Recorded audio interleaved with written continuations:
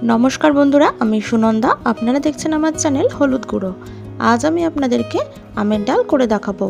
और ये आमेर डाल गरमकाले खेते सबारই भालो लागे और सेटा जोदि हय मसुर डालेर साथे। और टक डाल किन्तु एकटु पातला होले खेते खूबই भालो लागे और गरमे এই डाल खेले किन्तु शरीरके खूब तृप्ति देय। ताहले चलुन मसुर डालेर रेसिपि बा टक डालेर रेसिपि शुरू करछि। तो टक डाल करार जन्य आमी एखाने 100 ग्राम मतन मसुर डाल निये निয়েছি। मसुर डालटाके भालो करे जल दिए आमी धुए नेब। तो जल दिए भालो करे एभाবে धुए निते हबे और जे सादा जलटा যতটা पारबो माने जे मयला जलटा आछे सेटा एभाবে পরিষ্কার করে নেব। এবারে পরিষ্কার হয়ে গেছে। এদিকে আমি একটা কড়াই বসিয়ে দিয়েছিলাম। এই কড়াইয়ের মধ্যে জল গরম করতে বসিয়ে দিয়েছিলাম। তো ধুয়ে রাখা যে মসুর ডাল সেই ডালগুলো আমি এখন সেদ্ধ করতে বসিয়ে দিলাম।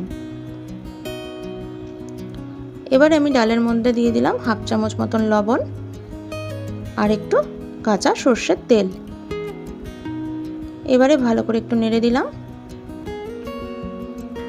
এবারে আমি একটা ঢাকনা দিয়ে কিছুক্ষণ ডালটাকে সেদ্ধ করে নেব।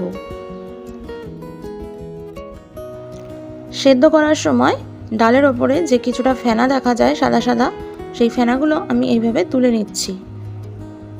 তো এই ফেনাগুলো কিন্তু এভাবে তুলে নিতে হবে। এই ফেনাগুলো তুলে নিলে ডালটা খেতে স্বাদ হবে। তো যতটা পারবো এভাবে তুলে নিতে হবে। এবারে আমি ঢাকনা দিয়ে আর কিছুক্ষণ সেদ্ধ করে নেব। আর এদিকে আমি দেখিয়ে দিচ্ছি আমি একটা আম নিয়েছি এভাবে কেটে আর নিয়েছি কিছুটা সরষে মানে গোটা সরষে আর দুটো শুকনো লঙ্কা আর দুটো চেরা কাঁচা লঙ্কা। একদম সিম্পল আর ইজি একটা রেসিপি, জানি আপনারা বাড়িতে বানিয়ে খেয়েছেন, তবু আমি যেভাবে বানাচ্ছি বা বানিয়ে থাকি সেটাই আপনাদের সাথে আজকে শেয়ার করছি। তো দেখা যাক এদিকে ডালটা কতটা সেদ্ধ হলো। তো ডালটা কিন্তু প্রায় অনেকটাই সেদ্ধ হয়ে এসছে। এবারে একটু আমি খুন্তি দিয়ে এভাবে ডালগুলোকে এভাবে একটু ঘেটে দিচ্ছি। তো ডালটা খুব ভালোভাবে সেদ্ধ হয়ে গেছে, দেখেই বোঝা যাচ্ছে। এবারে আমি এখানে কিছুটা পরিমাণে গরম জলের ব্যবহার করছি।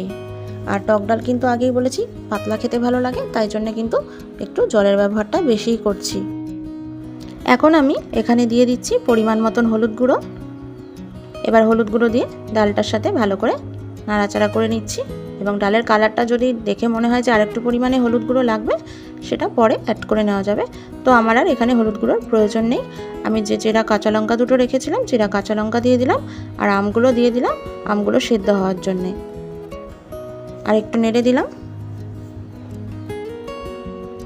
এবারে আমি এখানে কিছুটা পরিমাণে লবণ দিয়ে দিচ্ছি। আগে কিছুটা লবণ সিদ্ধ হওয়ার সময় দিয়েছিলাম আর বাকিটা এখন দিয়ে দিলাম। এবারে ঢাকনা দিয়ে আমি 2-3 মিনিট মতন আমটাকে সেদ্ধ করে নেব। 2-3 মিনিট পর দেখে নিচ্ছি আমটা সেদ্ধ হয়েছে কিনা। আর ডালটাও দেখে বোঝা যাচ্ছে খুব সুন্দর দেখাচ্ছে আর খুব সুন্দর গলে গেছে। এবারে দেখে নেওয়া যাক একটা আম সেদ্ধ হয়েছে কিনা। তো বন্ধুরা দেখতেই পাচ্ছেন আমটা কিন্তু খুব ভালোভাবে সেদ্ধ হয়ে গেছে।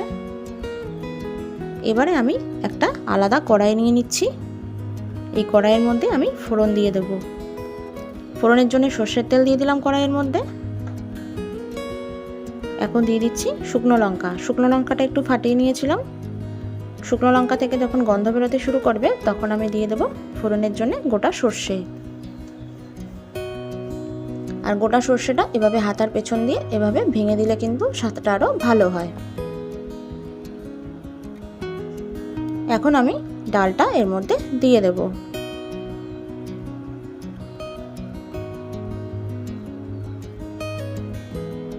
তো সম্পূর্ণ ডালটা আমি এর মধ্যে দিয়ে দিলাম। এবারে আমি আরো 2 মিনিট মতন ডালটাকে রান্না করে নেব। বাইরে যা গরম পড়েছে তার জন্য ভাবলাম আজকে টক ডালের রেসিপিটাই আপনাদের সাথে শেয়ার করি। আর এই টক ডাল কিন্তু গরমকালে খেতে খুব ভালো লাগে।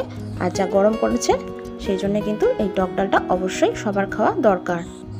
বাইরের যা তাপমাত্রা সেক্ষেত্রে কিন্তু 40 পার করে যাচ্ছে। তো মনে হচ্ছে এখন কিন্তু মাছ মাংস কোনো কিছুই ভালো লাগবে না, এই টক ডাল দিয়েই কিন্তু এক থালা ভাত নিমিষে শেষ হয়ে যাবে।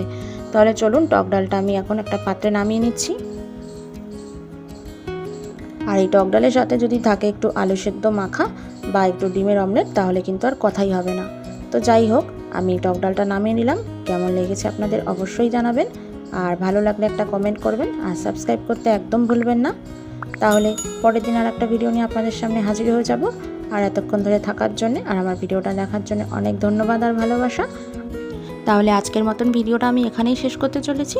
সকলে ভালো থাকবেন, সুস্থ থাকবেন আর নিজেদের খেয়াল রাখবেন। সবাইকে অসংখ্য ধন্যবাদ জানিয়ে আমি আমার ভিডিওটা এখানেই শেষ করছি।